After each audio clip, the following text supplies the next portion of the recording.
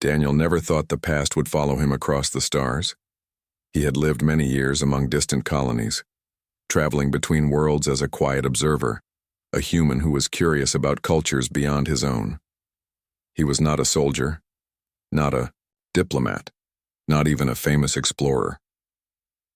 He had always thought of himself as ordinary, just someone who happened to wander too far from home. Yet the universe had a way of remembering even the smallest actions, and one act of kindness from long ago had returned to him now, greater than anything he could have imagined. The invitation came suddenly. It was a message that appeared on his small ship's communication screen, written in the formal flowing script of the alien empire. At first he thought it was a mistake. Why would an empire so vast, so filled with knowledge and power, send a direct invitation to a lone human traveler? The message carried the royal seal, the kind he had only seen in news broadcasts and ancient archives. It spoke of a formal reception, a ceremony that demanded his presence. His name was spelled perfectly, his location identified with precision. Daniel hesitated. He had visited many planets, but he had never once been called before a throne. Still, curiosity guided him more than fear. He set his course for the grand capital of the empire, a place few humans had ever seen with their own eyes. The journey itself was filled with wonder. As his ship descended, the capital planet opened before him like a jewel suspended in the dark. Its surface shimmered with seas of silver, mountain peaks that glowed with minerals, and cities built like spirals of glass and light. Countless ships from different species circled above, each following strict paths guided by elegant patterns of energy beacons. To Daniel, it looked less like a planet and more like a living constellation. When his ship touched the landing platform, he expected guards, interrogations, or at least a long wait. Instead, attendants greeted him politely, their voices calm and their movements graceful. They seemed to know exactly who he was. Without asking questions, they escorted him through shimmering corridors filled with murals that told the empire's history, victories, discoveries, rulers long gone. Daniel tried to make sense of why he was here, but no answer came. Finally, they led him into the heart of the palace. The hall was vast, its ceiling so high that it disappeared into mist. Crystals hung like stars glowing softly above. Columns carved with flowing shapes lined the room, and a wide path of white stone stretched toward a throne at the far end. Daniel felt very small as he walked, each step echoing in the silence. The throne was unlike anything he had expected. It was not made of gold or metal, but of living crystal that seemed to breathe with light, and upon it sat a figure draped in flowing robes of silver and blue, a crown of faintly glowing threads resting upon her head. Her posture was calm, her eyes steady as she looked at him. At first he thought she was simply another ruler, another alien queen among many. But then she rose from her seat and her eyes widened and Daniel's heart froze. He knew her. Not as a queen, not as a ruler, not as someone above him. He knew her as the frightened child he had once carried to safety, all those years ago. The memory was so vivid that it seemed to rise before his eyes. He remembered the dusty outpost where he had been stranded, the sudden tremor that had shaken the ground, the collapse of a structure where a small alien girl had been trapped. He had run without thinking, lifting the broken beams, pulling her free, and carrying her until they both found safety. She had looked at him with wide, uncertain eyes as if she had never seen anyone risk so much for a stranger. He had spoken to her softly, telling her it would be all right, even though he himself had been trembling, and then she had been taken away by others of her kind, disappearing into the crowd. He had never expected to see her again. Yet here she was, no longer a child, no longer helpless. She stood tall, with the dignity of a ruler, but when her gaze locked onto his, he saw the same spark of recognition. For a moment, the grand hall, the guards, the attendants, all of it disappeared. It was just her and him, the memory between them filling the space more strongly than any ceremony. "Daniel," she said, her voice carrying through the hall, clear and steady. "You came." The sound of his name spoken in her language was perfect, shaped with care. He almost forgot to bow, but her smile softened the moment. I wasn't sure why I was called, Daniel admitted, his voice quiet but honest. But now I think I understand. The queen stepped down from the throne, her robes flowing like water behind her. Every attendant watched silently, some with surprise, some with disapproval. No ruler was meant to descend so freely, but she ignored them. She stopped only a short distance away, her eyes never leaving his. Many years have passed, she said, but I have not forgotten. A frightened girl once thought she would be lost forever, and then a human, a stranger, carried her into the light. Her voice softened. That moment shaped me more than you know. Daniel felt warmth rise in his chest, though he was still overwhelmed. He wanted to say it was nothing, that anyone would have done the same, but he knew that was not true. The way her eyes shone told him that his choice had mattered, that it had set a path not only for her, but for everything around her. I never thought it meant so much, he said quietly. It meant everything, she replied. The hall was still silent, but the air itself seemed to change. The queen turned to her attendants and advisors. This human is not a guest. He is not a visitor. He is a friend of the throne. Whispers spread among the attendants, their voices hushed but urgent. To grant such honor to a human was unheard of, yet Daniel stood still, unsure how to carry such weight. He had come expecting curiosity, perhaps suspicion, but not this. As the ceremony continued, the queen introduced him formally, her words filled with respect. She told her court of the day she had been saved, of the kindness that had expected no reward, of the lesson she had carried into her reign, that compassion was strength, not weakness. The hall listened, some reluctantly, some with wonder. Daniel could feel their eyes on him, but he kept his gaze on her. When the formalities ended, she invited him to walk with her through the palace gardens. The gardens were vast, filled with plants that glowed faintly under the evening sky, their petals opening as if to drink the starlight. She walked beside him, not as a queen above her subject, but as someone who remembered. You must have wondered why I called you here, she said softly. Daniel nodded. I did. I thought it was a mistake. I never expected this. Her expression grew thoughtful. Ruling is not what I imagined. Power is not enough. Knowledge is not enough. My people are strong, but they forget what it means to care for the small, the weak, the forgotten. That is why I remembered you, because you reminded me of something greater than power. He listened, humbled. He had never considered himself wise or important, yet to her his act had become a symbol.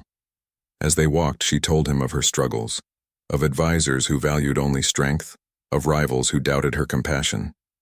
She spoke not as a queen giving orders, but as someone confiding in an old friend. Daniel felt the years between them fade. The girl he had once saved was still there beneath the crown and robes, and for the first time in a long while, Daniel felt that perhaps he was not so ordinary after all. The palace felt like a dream to Daniel, a place that belonged more to stories than to reality. Every wall was alive with light.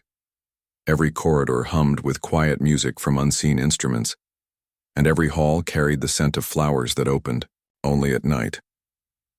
Yet despite all the beauty, Daniel soon discovered that life inside the palace was not as peaceful as it seemed. Queen Seralia carried herself with grace. To her people she was calm, composed, and wise. But Daniel, who had once seen her frightened and small, could sense the strain hidden behind her steady voice. He began to notice the little signs when they walked together, or spoke in quiet rooms away from her advisors. The way she paused before answering questions. The moments when her gaze wandered toward the stars, as if searching for something beyond the palace walls, the faint sighs she released when she thought no one was listening. Daniel did not want to intrude, but Seralia seemed to want him near. She often called him to join her at meals, to sit beside her when she reviewed reports, or simply to walk the gardens in the evening. Her attendants were puzzled by her choice. A human, in their eyes, was unremarkable. Most humans lived far from The Empire, building small colonies and trading quietly with other species. To place one so close to the throne seemed unnecessary, even dangerous. The council made their feelings known soon enough. One morning, Daniel was invited, more accurately summoned, to attend a council session. The chamber was vast, with curved seats arranged like waves rising around a central floor. Advisors from many noble houses filled the rows, their robes colored with family symbols, their faces stern.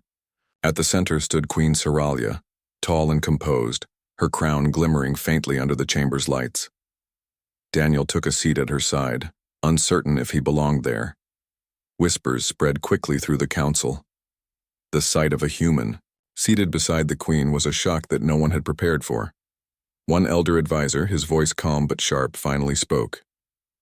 "Your Majesty, we cannot understand why this outsider is granted such closeness. With all respect, a human cannot guide the empire.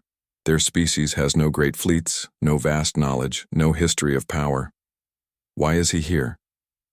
Daniel felt heat rise in his face. He was not offended, not exactly.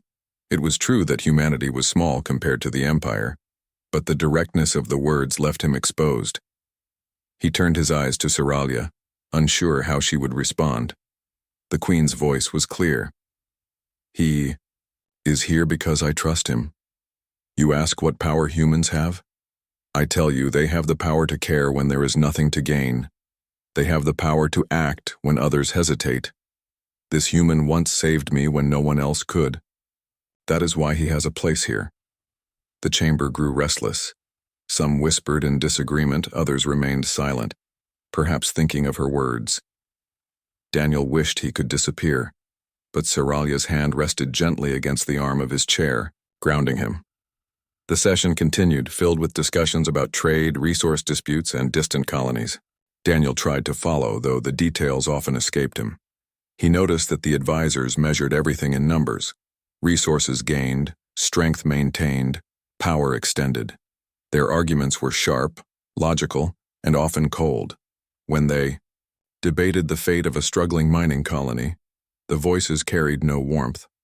The colony produced little, cost much, and seemed unimportant to the empire's strength. Many argued it should be abandoned. Daniel listened in silence, his hands tightening.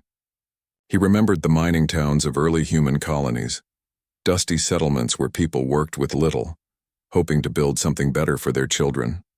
He could almost hear the voices of those miners, tired but determined, holding on, not because of numbers but because of hope. When Seralia asked the council for their final opinions, Daniel spoke before he could stop himself.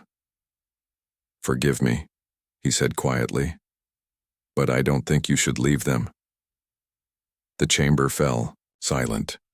Every eye turned to him. Daniel swallowed, his voice trembling but firm. "I've seen small colonies. To outsiders they look weak, useless even. But for the people who live there, it's everything. It's their home, their family, their future. If you leave them, you don't just lose a colony. You take away their hope." The advisors looked unimpressed. One replied sharply, "Hope does not fuel ships. Hope does not fill granaries." Daniel nodded slowly. "Maybe not. But hope keeps people alive when nothing else does. And when they survive, they build. And what they build lasts longer than numbers on a page." The council murmured, dismissive. But Seralia's gaze remained on him, her eyes shining with quiet pride. She did not force his words on the council, but neither did she silence him. Instead, she ended the session with calm authority, leaving the matter unresolved for the moment. Afterward, in the quiet of the palace gardens, Seralia turned to him. "You spoke well." Daniel shook his head. "I probably made a fool of myself. They think I'm just a simple human." Her smile was gentle. "Simple does not mean foolish. What you said was true. They do not see it. Not yet. But I do." For a moment, Daniel felt a weight lift from him. He was still uncertain why he mattered so much here, but her faith made him believe, even just a little, that his voice carried meaning. Over the next days, Daniel saw more of the weight Seralia carried. The council pressed her constantly, on decisions of trade, defense, expansion. They pushed for strength, for control, for wealth. Rarely did they speak of compassion. Yet Seralia listened to them all, her expression calm, her answers thoughtful. In private, however, Daniel could see the toll. One evening they sat by a pool of glowing water, its surface reflecting the stars above. Seralia removed her crown and set it gently beside her. Without it, she seemed less a queen and more the girl he remembered, though her posture still held dignity. "They see my compassion as weakness," she admitted softly. "Every day I must prove that caring does not mean failing. But sometimes—" Her voice trailed off and she looked at the water as if searching for courage. "Sometimes I wonder if I can carry both, the crown and my heart." Daniel was quiet for a long moment, then he said, "When I saved you back then, I wasn't thinking about strength or weakness. I wasn't thinking about gain or loss. I just couldn't leave you there. It wasn't a choice I measured, it was just right." She turned her gaze to him, her eyes reflecting the starlight. "Maybe that's the difference," Daniel continued. "Your counsel measures everything, but sometimes the right choice isn't something you can measure. Sometimes it's just something you feel." Her lips curved into a soft smile. "That is why you are here. You remind me of what they cannot see." The night stretched on, filled with gentle silence. Daniel realized that though Seralia was a queen, surrounded by power and knowledge, she still carried loneliness. She needed not another advisor filled with numbers and logic, but someone who could remind her of the simple truths. As the days passed, Daniel found himself drawn deeper into her world. He attended ceremonies, listened to debates, walked through gardens, and even shared meals in the grand halls. Everywhere he went, he felt the stares of others, curious, doubtful, sometimes even cold. But Seralia's presence shielded him. She never wavered in her trust, never allowed others to treat him as less. Slowly, Daniel began to understand. She did not call him here to solve her empire's problems with knowledge or power. She called him because she needed a reminder of humanity, the very thing her empire risked forgetting. And though he often doubted himself, Daniel began to realize that sometimes the smallest voice, speaking from the heart, could be louder than the grandest counsel. Daniel never imagined that his days in the palace would change the way he thought about himself. In the beginning, he had felt like an outsider, an ordinary man among rulers, scientists, and leaders whose decisions shaped whole worlds. Yet as time passed, he began to notice that Seralia leaned on him in ways she did not lean on anyone else. She would ask his opinion on matters that seemed far beyond his reach, and though he often hesitated, she listened carefully to every word he spoke. For Seralia, Daniel was more than a reminder of her childhood rescue. He was a living example of something her council struggled to understand: the unmeasured values of humanity. To her council, worth was counted in numbers, strategies, and resources. To Daniel, worth lived in stories, in feelings, in the small choices that gave life meaning. One morning, Seralia invited Daniel to join her in the council chamber again. The advisors were restless that day, their voices raised in debate. A distant colony, small and struggling, had requested help after a season of storms ruined their crops. The council reviewed the request with cold precision. "They provide nothing of value to the empire," one advisor argued. "Why waste resources on them? They are weak," another said. "If they cannot survive alone, they should not survive at all." Daniel felt his chest tighten. He looked at Seralia, who sat calmly, her hands folded in her lap. She did not interrupt, though her eyes carried a quiet sadness. Finally, she turned to Daniel. "What do you think?" The entire chamber stilled. Dozens of eyes turned toward him. He felt the weight of their stares pressing on him, but Seralia's calm expression gave him courage. "I think you should help them," he said softly. The advisors erupted in murmurs. Some laughed quietly, others shook their heads. Daniel continued, his voice growing stronger. "I know you measure everything by gain and loss. You think helping them will cost too much. But maybe you should think about what you cannot measure. If you help them now, you give them more than food. You give them a reason to believe they are not forgotten. That belief can grow stronger than any storm. One advisor leaned forward sharply. Words of hope are meaningless. Hope does not plant crops. Hope does not feed mouths. Daniel nodded. Maybe not. But I've seen people survive on hope when nothing else was left. And when they survive, they work harder, they build, and one day they give back more than anyone expected.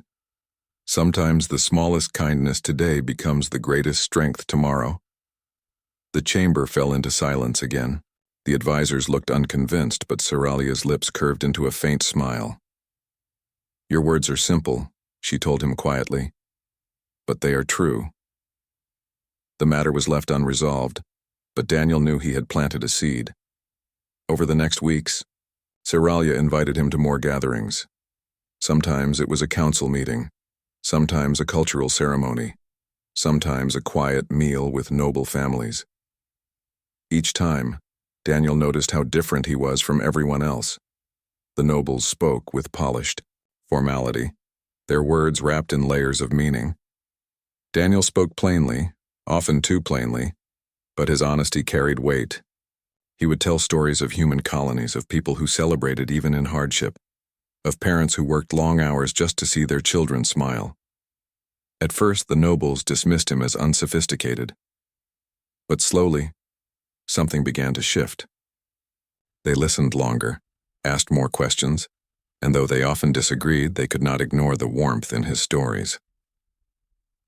One evening, Seralia arranged a private gathering in a smaller chamber. A few trusted advisors sat with her, their faces curious. Daniel was asked to speak about humanity, not about politics or trade, but about what made his people who they were. He thought carefully before answering. Then he began. Humans are not the strongest, he said. We are not the smartest, not compared to all the species I have met. Our ships are small, our world scattered. But we have something that keeps us going. We tell stories. We dream about tomorrow even when today is hard. We help strangers for no reason at all, and somehow that makes us stronger. He paused, then smiled faintly. When I was young, my grandmother used to tell me stories every night. She said stories were like stars. Even when everything is dark, they give you something to follow. Humans live by those stars. That's how we survive. The advisors exchanged glances. Some seemed puzzled, others thoughtful. Seralia leaned forward, her eyes bright. Stories as stars, she repeated softly. A simple thought, but beautiful. Daniel shrugged. Maybe simple things are the strongest. We don't always need grand plans to find our way. Sometimes we just need something small to believe in. One advisor finally spoke. Perhaps there is wisdom in this simplicity. Our empire has forgotten the value of small things. For the first time, Daniel felt a shift. His words were not just being tolerated. They were being considered. Later, when the gathering ended, Seralia walked with him through the palace halls. Her smile was gentle, her voice soft. You see, Daniel, they are beginning to hear you. They may not admit it yet, but your words reach them in ways their own logic cannot. Daniel shook his head. I only speak what I know. I don't have the wisdom of your people. Wisdom takes many forms, Seralia said. And sometimes the simplest form is the one we need most, Shako. Days grew into weeks and Daniel's role in the palace deepened. He was still not an official advisor, not part of the council, but his presence became impossible to ignore. When disputes grew too sharp, Seralia would glance at him, and though he often felt unprepared, he spoke honestly. His answers were not always solutions, but they reminded everyone that beneath their arguments were living people, with hopes and fears. Slowly, Daniel realized that this was why Seralia had called him here. Not to solve her empire's problems with power or knowledge, but to remind her and her people that compassion and hope were as valuable as strength and numbers. One night, Seralia invited Daniel to a balcony overlooking the city. The lights, of the capital shimmered like a sea of stars below them. She stood beside him, her crown glimmering faintly in the moonlight. "When I was young," she said softly, "I was taught that rulers must be unshakable. That emotion is weakness, that compassion leads to ruin. But the day you saved me, you showed me something different. You risked yourself without reason, without gain. That memory shaped my path. Now, standing here as queen, I still carry it." Daniel listened quietly. "You are not just my friend," Saralia continued. "You are proof that compassion is not weakness. It is strength. And I want my people to see that, even if it takes time." Her words filled Daniel with a quiet warmth. He had never thought of himself as special, yet here he was, shaping the thoughts of an empire simply by being human. As the night wind stirred their robes, Saralia turned to him with a smile. "The council believes strength comes from control, but I believe true strength comes from kindness. And you, Daniel, are my reminder of that truth." For the first time since arriving at the palace, Daniel no longer felt like an outsider. He felt like he belonged, not because of power or status, but because of the simple humanity he carried with him. And deep inside, he began to sense that his presence here was not just about the past, but about the future of an entire empire. The weeks passed, and Daniel began to feel the rhythm of palace life. Each morning the council gathered in their great chamber, voices rising and falling like waves. Each afternoon, Saralia attended ceremonies or visited places within the capital where her people lived and worked. And each evening she often called Daniel to walk with her in the gardens or sit by the glowing pools where the air smelled of blossoms and starlight. Though he tried to stay humble, Daniel could not ignore how much she leaned on him.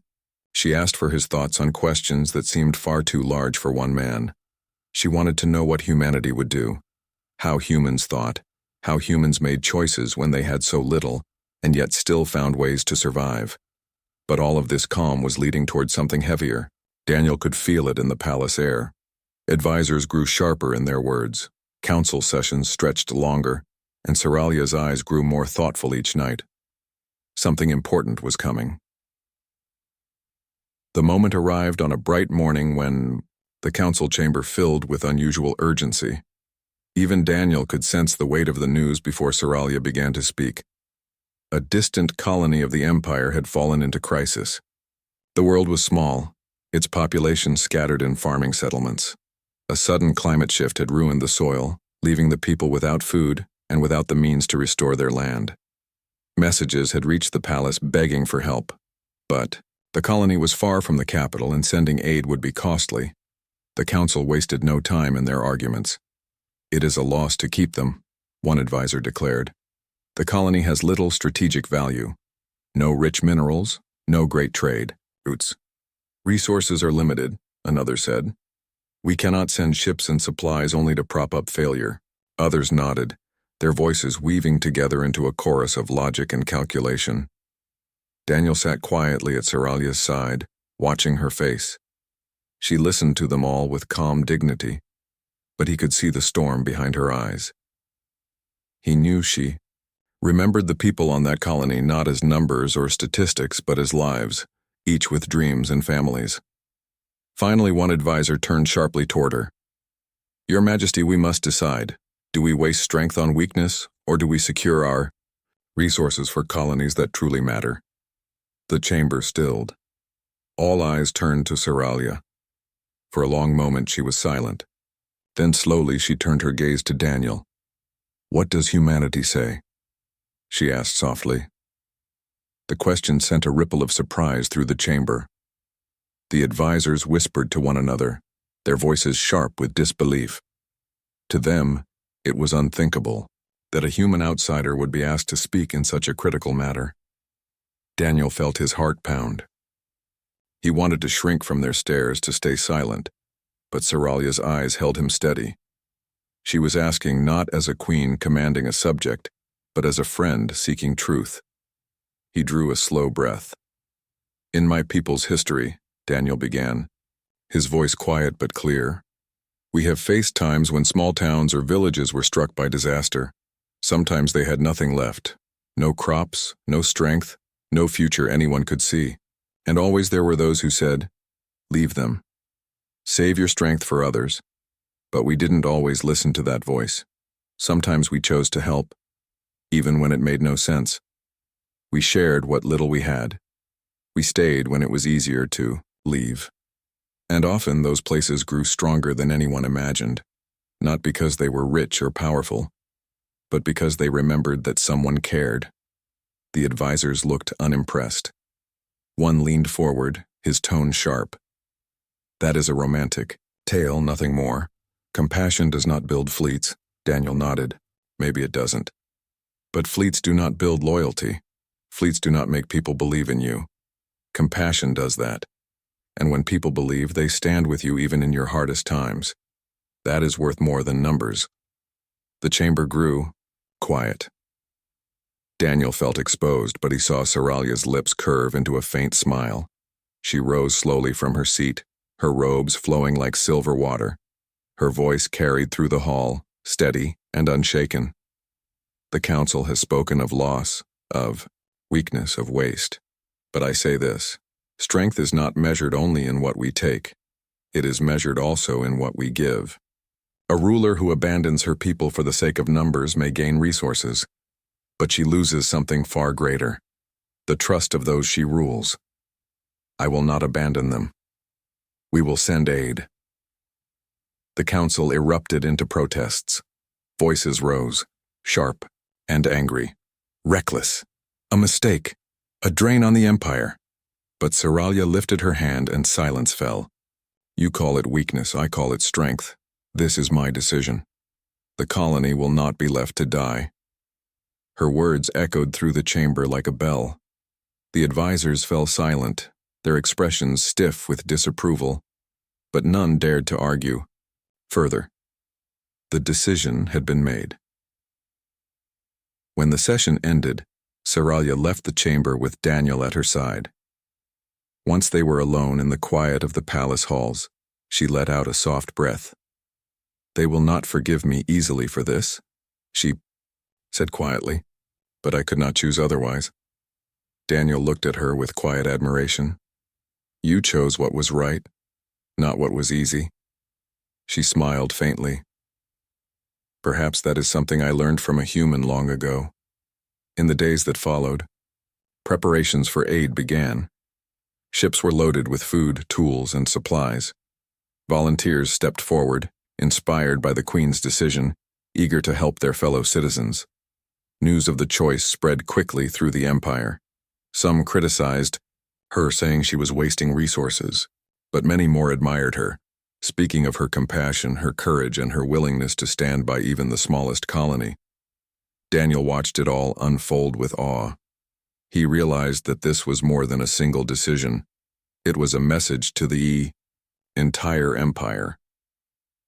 A message that compassion had a place in leadership, that rulers did not stand apart from their people but with them. One evening, Soralia asked Daniel to join her again on the balcony overlooking the city. The air was cool, and the lights of the capital shimmered below. She stood quietly for a while, her crown glinting faintly in the starlight. "You see how they look at me now," she said softly. "Some with admiration, some with doubt. I do not know what the future will bring, but I know this. I could not rule as they wished me to. I must rule as my heart tells me." Daniel nodded. "And that is why they will follow you.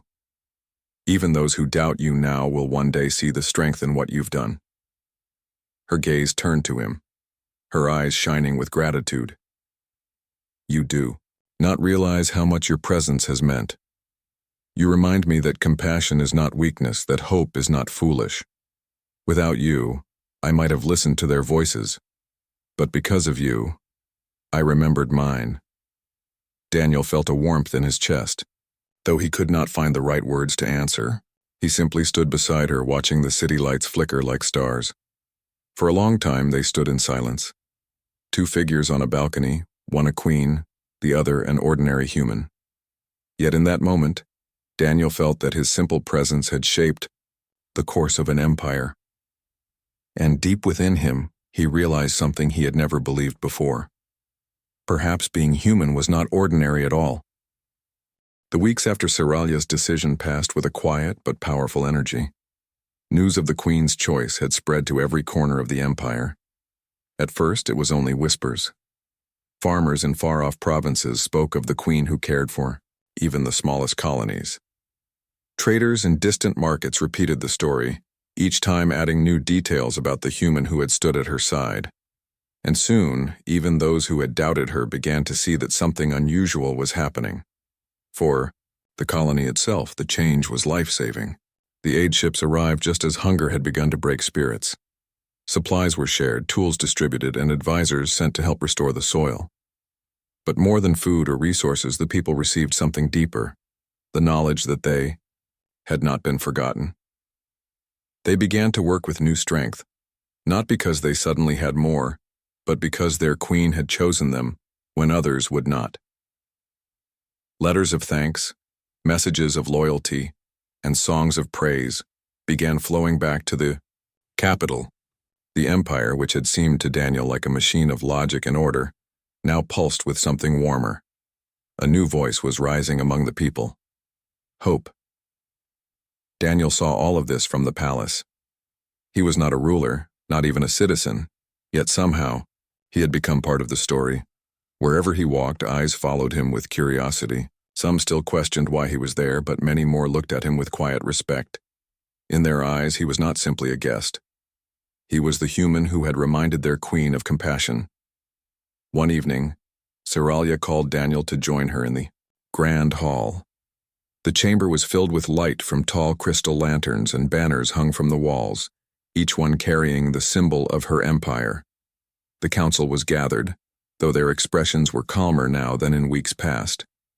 Something important was about to happen. When Seralia entered, the room fell silent.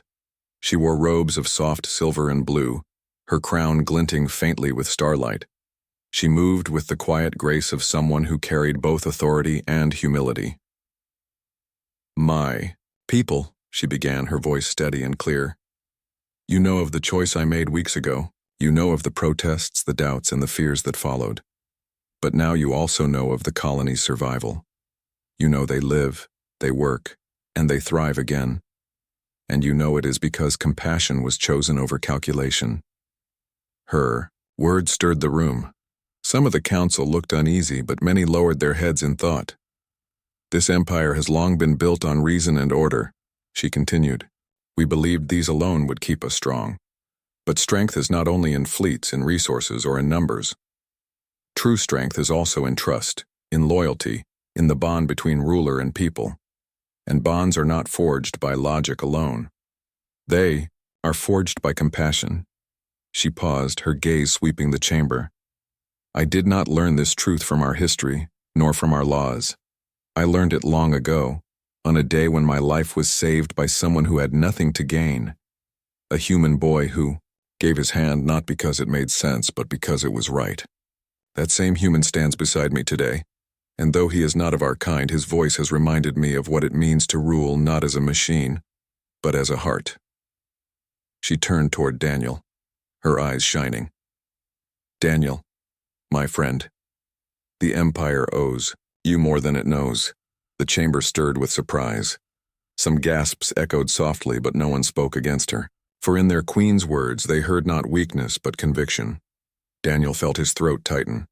He had never imagined his name would be spoken in such a hall, much less in such a way. He lowered his head, not knowing what to say, but Seralia gave him a gentle smile as if to say no words were needed. That night, when the ceremony ended and the council departed, Seralia and Daniel walked together in the quiet gardens. The stars were bright above them, and the pools reflected their glow like scattered jewels. "You spoke of me in front of all of them," Daniel said softly, still amazed. "Why should I not?" Seralia replied. "You are part of this story, as much as I am. You gave me courage when I was surrounded by doubt." Daniel shook his head slightly. "I only reminded you of what you already knew." She smiled faintly. "And yet without reminders, even a queen can forget." They walked in silence for a while. the gentle sound of water and wind filling the air. Then Saralia stopped and turned to him. "Daniel," she said, her voice quieter now. "When I was young and you saved me, I thought of you often after we were parted. I wondered if I would ever see you again. And when I did, all these years later, I found you had not changed in the way that mattered. You were still the same human who reached out his hand without thought of reward. That is why you are precious. Not for what you know or what you own, but for what you carry inside you." Daniel felt his chest tighten again, but this time it was not from nervousness. It was from the weight of her words, words he would carry for the rest of his life. As the days passed, the empire began to shift in quiet but undeniable ways. Laws were reviewed with new compassion. Councils debated not only on efficiency but on fairness. Colonies once ignored began to receive visits and support. People began to believe that their queen ruled not only with her mind but with her heart. Daniel often walked among the people, listening to their voices. They greeted him kindly now, some even bowing slightly in respect. Children pointed to him, whispering that he was the human who had reminded their queen of mercy. Daniel always smiled, though he felt humbled by it. He knew he was just an ordinary man, yet somehow that ordinariness had mattered. One morning, Saralia asked him to accompany her on a journey. Together, they traveled to the very colony she had saved. The world was small and humble, its towns simple compared to the capital, but when their ship landed, the people gathered in celebration. They cheered their queen, but they also turned their eyes toward Daniel. He walked with Saralia through the streets, feeling the warmth of their gratitude. Families pressed forward to thank them. Farmers offered simple gifts of fruit and bread. Children laughed and sang. It was not riches or splendor, but it was real. In one small village, an old woman clasped Saralia's hands and said with tears in her eyes, "You remembered us. When we thought we were forgotten, you remembered." Those words stayed with Daniel more than anything else. It was not about fleets or wealth. It was about being remembered. That, he realized, was the true heart of leadership. When they returned to the capital, Saralia gathered her people once more. This time it was not only the council but representatives from across the empire. She stood before them, her voice strong. "Today we mark the beginning of a new way," she declared. "An empire not only of strength but of compassion. We will not turn from those in need. We will not forget those who are small. For in lifting the weakest, we become stronger together. This is the path forward, and this is the legacy we will leave." The hall thundered with voices, some in surprise, some in support. But no one could deny that something had changed. The empire was not the same as it had been weeks before. It had been touched by something rare, something unexpected: humanity. That night, when all was quiet again, Daniel stood once more on the balcony beside Saralia. The city stretched below, alive with light. "Do you see it?" she asked softly. Daniel tilted his head. "See what?" "The future," she said. "A future that is brighter because of you." Daniel smiled faintly. "Because of us." She turned to him, her eyes glowing with warmth. "Yes, because of us." They stood together, in silence, the stars watching over them. One a queen, the other a human who had once been just a boy. Their lives had crossed by chance, but their bond had changed an empire. And as Daniel gazed at the endless sky, he thought of something he had once believed, that being human was ordinary. But now he knew better. Humanity was not ordinary at all. It was extraordinary, and its light could reach even the farthest stars.